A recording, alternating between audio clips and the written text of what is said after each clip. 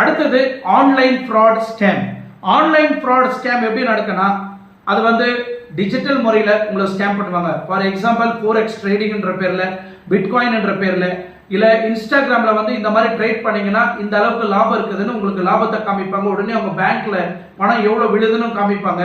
அது மூலியமா வாட்ஸ்அப் மூலியமா உங்களுக்கு லிங்க் அனுப்பிச்சு இது மூலியமாவும் உங்களை ஃப்ராட் பண்றதுக்கு வாய்ப்பு இருக்கு.